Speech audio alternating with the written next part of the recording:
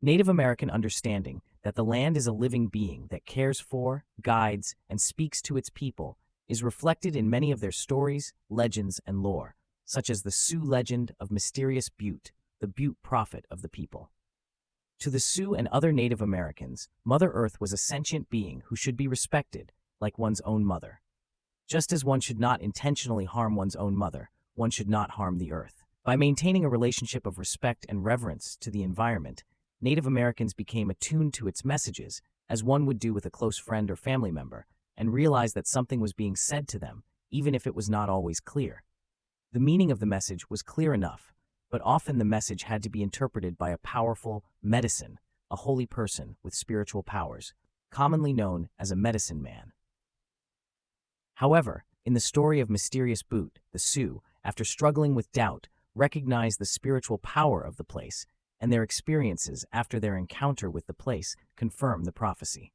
Historians and anthropologists often write about Native Americans considering the land to be sacred, and while that is certainly true, this definition may idealize Native Americans' relationship with the environment, since sacred is commonly understood and believed to be treated as sacred.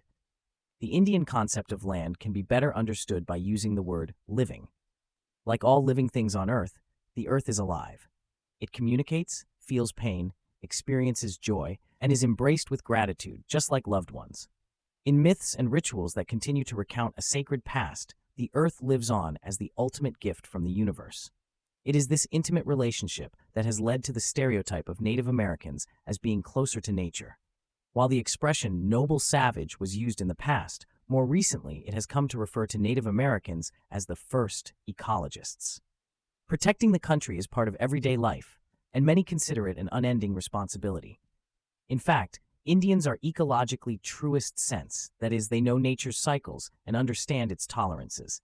They see themselves as a part of the land itself, no better than the other creatures that live on it. To Native Americans, ecology is a matter of balance and respect. When the European immigrants arrived in North America, a central problem that arose between them and the native population was the different understanding of land rights. To the Europeans, land was to be dominated, tamed, could be bought, sold, and owned. The Native Americans had no such concept of the land. To them, the land was a gift which they had done nothing to deserve and was not in their power to sell. When Native Americans sold land to Europeans, they understood the transaction, as they had previously with other tribal nations, as leasing use of the land for a specific purpose, and not selling the land because land could not be owned and so could not be sold. Further, in the European view, one could farm or hunt one area of land as well as any other, while in the Native American view, the land they had lived on for thousands of years held the story of their past and empowered their present. Rituals and observances drew their spiritual power from the place in which they had been performed by generation upon generation of ancestors. And so, in this sense, the land was sacred, but always it was alive with the history of the people, which each new generation came to know through the stories told of those who had gone before, and what the land, that specific land, had taught them and was eager to teach their descendants. This concept is epitomized in the story of the mysterious boat. The following text is taken from Myths and Legends of the Sioux by Marie L. McLaughlin, a one-quarter Sioux who lived on reservations for 40 years and collected the people's stories to preserve them. It has been reprinted elsewhere, including Voices of the Winds, Native American Legends by Margot Edmonds and Ella Clark. One time, long ago, when a young man was out hunting, he came to a steep hill. Its east side suddenly dropped off in a precipitous bank. As he stood on that bank, he noticed, at the base, a small opening. Examining it closely after going down the slope, he found that the opening was really large enough for a horse or a buffalo to walk through. On each side of this opening, he was surprised to see figures of several different animals carved in the wall. When he entered, he was amazed to see scattered on the floor before him many pipes, bracelets, and other things that people use as ornaments. They seemed to have been offerings to some great spirit. Passing through this first room, he entered the second and found it so dark that he could not see his hands in front of him. He was frightened. He hurriedly left the place, returned home, and told what he had seen. The chief, hearing the young man's story, immediately selected 4 of his most daring warriors to go with the young man to find out whether or not he was telling the truth. When they reached the place, the young man refused to go inside because on each side of the entrance, the carved figures had been changed. The four who entered saw that in the first room, everything was exactly as the young man had described it. So was their first glimpse of the second room, so dark that they could not see anything. But they continued walking, feeling their way along the walls. At last, they found another entrance, or exit. This one was so narrow that they had to squeeze through it sideways. Again, they found their way along the walls until they found another opening. This one was so low that they had to crawl on their hands and knees in order to go into the next room. It was the last one. Entering it, they were surprised by a very sweet odor coming from the opposite direction. Crawling on their hands and knees and feeling around with their fingers, they found a hole in the ground. Through that hole came the sweet odor. The four warriors hurriedly held a council and decided to return at once to the camp and report what they had learned. When they reached the first chamber, one young man said, "I am going to take these bracelets to show that we are telling the truth." "No," the other three exclaimed promptly. "You are in the abode of some great spirit. Some accident may happen to you for taking something that is not yours." "Ah, you fellows are like old women." He took a beautiful bracelet and placed it on his left wrist. When the guys reached the village, they stated what they'd seen. Those who had bracelets confirmed them to show that they had been telling the truth. Soon after, the four guys had been getting ready for a wolf trap. As usual, they lifted one crest of a heavy log and located a stick beneath to help it. They located a huge piece of meat approximately 1.5 meters from the tree trunk and protected the distance among the beef and the tree trunk with sticks and willow branches. Where they'd located the stick, a hollow became left huge sufficient for the wolf's frame to inshape through. As the wolf might now no longer come closer whilst it smelled the beef, the guys had been certain that the put-up and the willows might pressure the wolf into the hollow. He then moved forward to attain the beef. As his motion pressed down at the stick, the trunk of the tree stuck the wolf with the aid of using its weight. The teens who were carrying the bracelet did the equal with a bigger piece of meat, and the trunk of the tree stuck the wrists that were carrying the bracelet. Unable to lose himself, he was known as out loud for help. When his partners heard his call, they rushed to his aid. Upon lifting the log, they observed that the man's wrist had become broken. "Now you've got to be punished," they said. "You were punished for taking the bracelet out of the chamber of this mysterious boat." Sometime later, a young man who went to the Butte saw an engraved on the wall the figure of a woman holding a pole in her hand. With it, she was holding up a large amount of meat that had been laid across another pole. It had been broken in two from the weight of so much meat. On the wall, on all sides of the figure of the woman, were the footprints of buffalo. The next day, an enormous herd of buffalo came near the village, and a great many were killed. The women were very busy cutting up and drying the meat. More buffalo meat was at one camp than was at any other. When one of the women was hanging meat upon a long tent pole, the pole broke in two. So she had to hold the meat up with another pole, just as in the engraving the young man had seen on that mysterious butte. Even after that, the people paid weekly visits to this butte and would read there the signs that would govern their plans. The Butte has been considered the prophet of the band of Sioux, who told this story for generations and generations.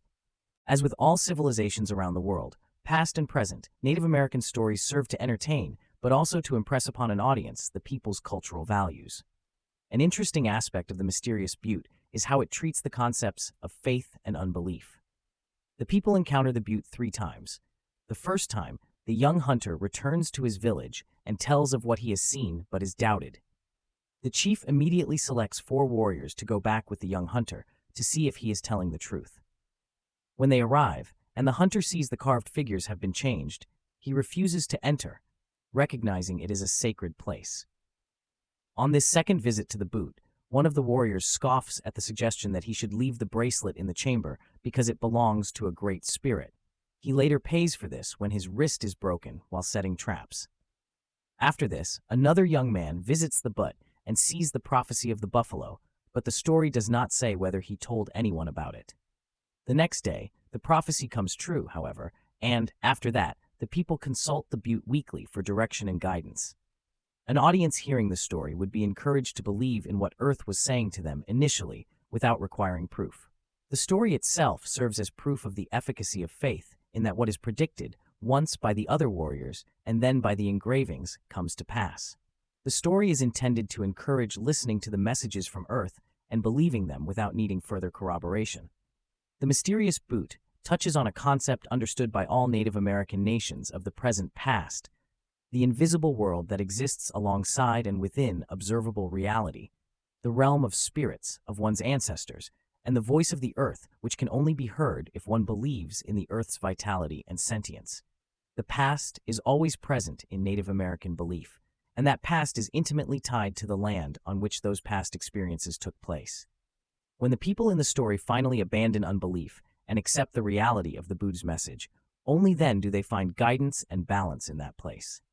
When the story would be told to later generations, they would understand the power of that specific place and what it had to tell them. The story also serves to highlight the difference between the culture of the native peoples of North America and that of non-natives, as Zimmerman observes. The message of much Indian literature is that white people are out of sympathy with the land because they are driven to conquer and dominate it, whereas the native approach is to listen to what the land has to say and discover a way of living in harmony with it. In a disorienting world, such literature aims to make people whole again by reference to ancient patterns of order and meaning that are enshrined in the oral tradition of storytelling. In the case of the mysterious Butte, one message an audience might take away would be, don't be like the white man who cannot hear what Mother Earth is saying. By emphasizing the importance of faith in what the Earth has to say and listening for its messages, the story highlights the value of the intended audience's traditional values. These values, as Zimmerman notes above, include caring for the Earth as one would one's own mother. Native Americans certainly can be defined as the first ecologists, but it is not as though they were so in the past, but are no longer. Native American activists continue to advocate for the protection of the environment and emphasize the importance of balanced living and respect for nature. Zimmerman writes, Indians have had to pay careful attention to the land's ability to sustain them. This harmony between humans and nature was changed by the settlement of Europeans in North America. By the late 1800s, the buffalo was nearly extinct. Tribal lands have since been cleared of forests and waters have been polluted. Many Indians have stepped forward to speak out against this desecration and have become eloquent spokespeople for a range of contemporary environmental causes. The balance between the needs of the people and those of the environment is another central theme of the mysterious Butte, in the section on the warrior stealing the bracelet from the Butte's chamber.